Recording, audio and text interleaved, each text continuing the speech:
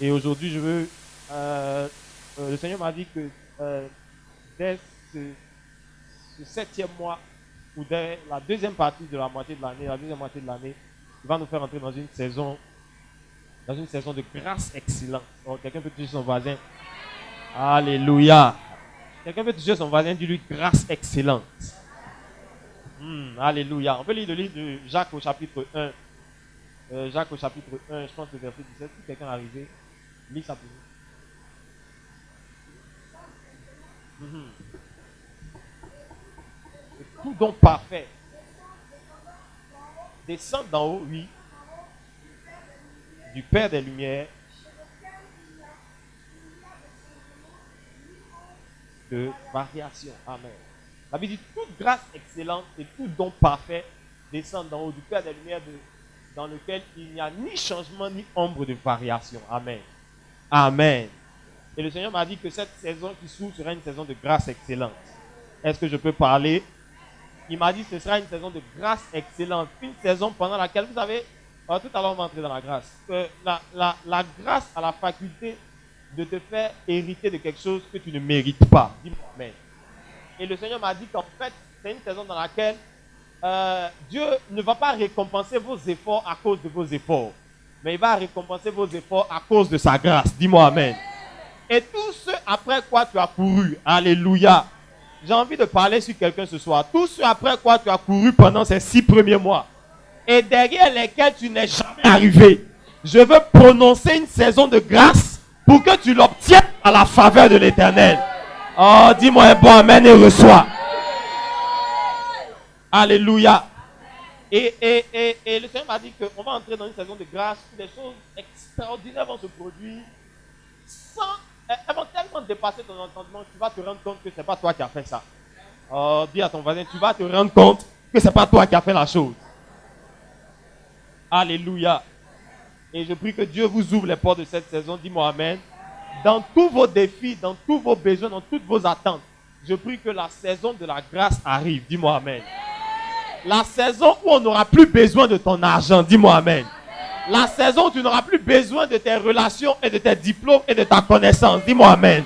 La saison pendant laquelle Dieu va se charger lui-même de faire les choses de sa propre main. Alléluia.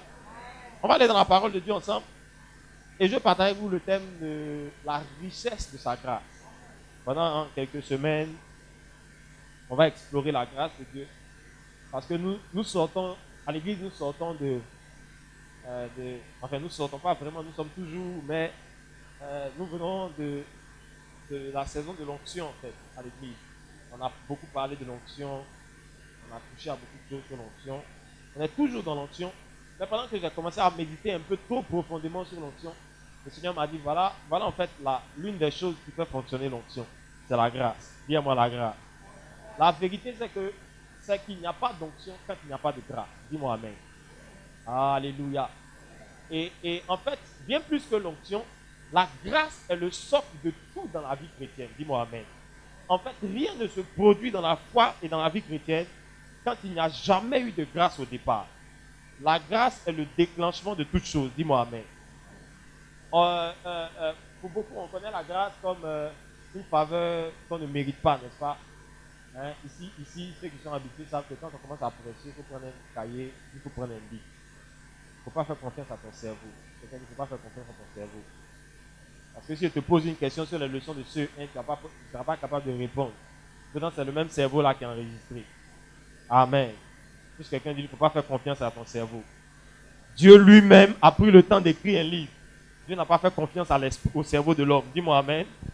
Dis-moi amen.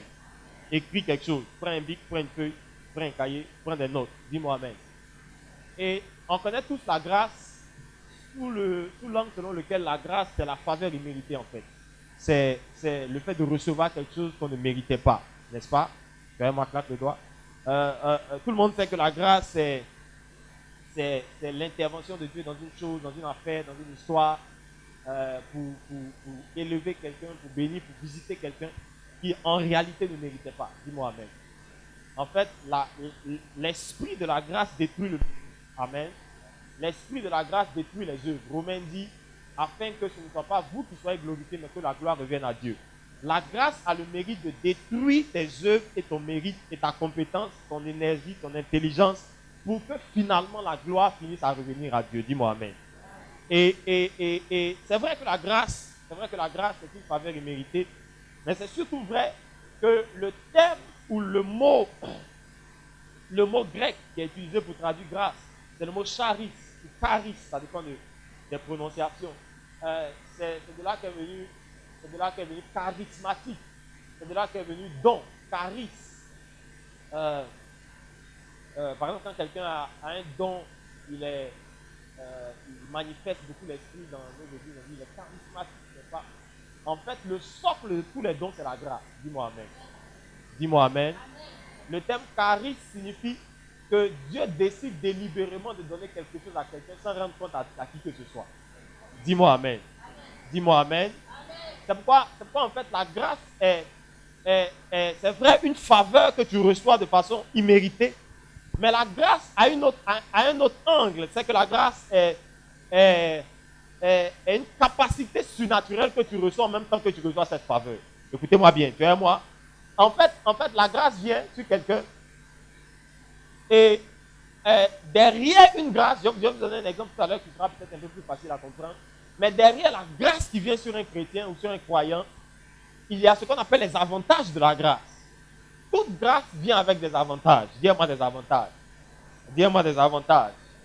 En fait, la grâce ne vient jamais juste comme étant une grâce, mais la grâce donne toujours accès à autre chose.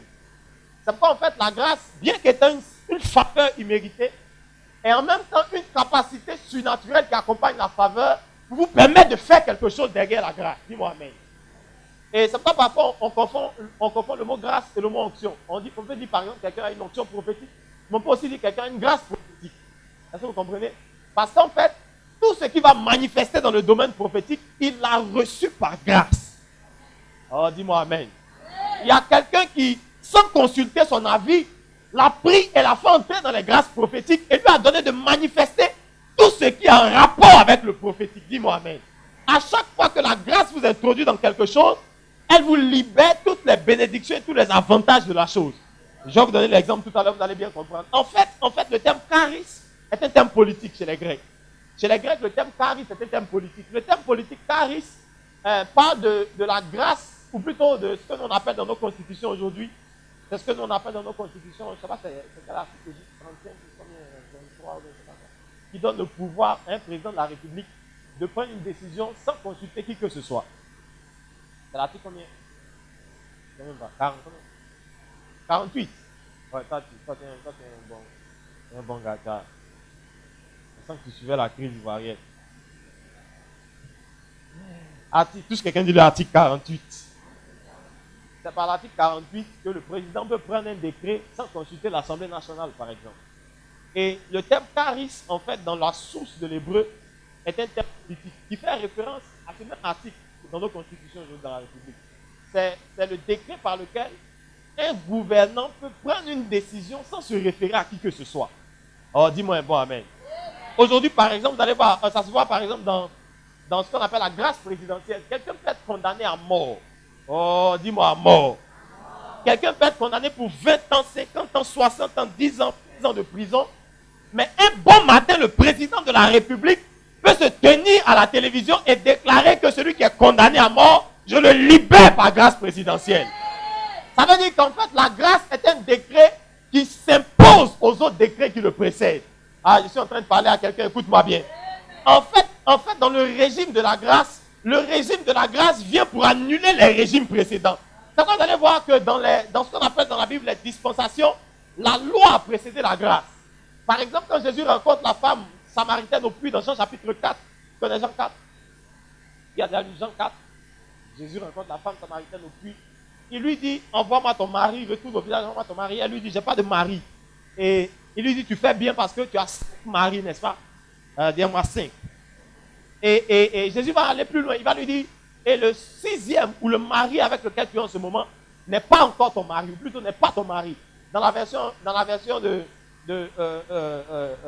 comment ça dit en anglais? King James en anglais, on dit, le 6e n'est pas encore ton mari. Mais en français, dans Louis II, on dit le sixième n'est pas ton mari. Amen. En fait, Jésus, symboliquement, faisait référence à ce qu'on appelle dans la vie chrétienne, on appelle ça des dispensations. Il y a eu ceux qui disent bien la Bible savent, il y a eu l'innocence, il y a eu la culpabilité, le péché, etc. L'homme était innocent, l'homme est tombé dans le péché. Dieu a envoyé la loi, etc., etc. Et la cinquième dispensation dans la vie chrétienne, c'est la loi. Dis-moi la loi.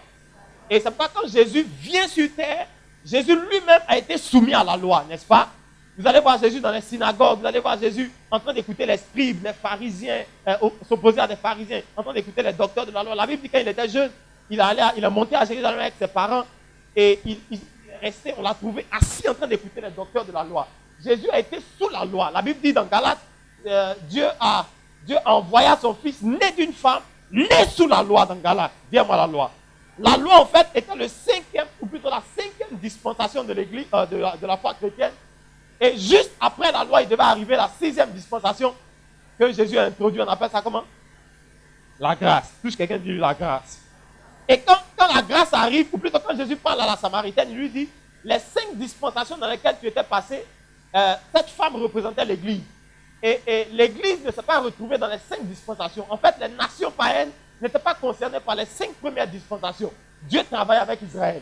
Mais dans la 6e dispensation dans laquelle Jésus était venu faire entrer le monde, les nations païennes allaient faire partie de cette alliance. Alors il dit, les 5 premiers maris ne sont pas tes maris, mais le 6e n'est pas encore ton mari. Dis-moi amen. Parce que la dimension de la grâce est venue annuler les autres dispensations précédentes. Et écoutez-moi bien, la grâce est un régime qui s'impose au régime précédent. Dis-moi qui s'impose. À chaque fois que la grâce survient, elle annule les régimes qui ont précédé. Dis-moi amen. Dis-moi amen.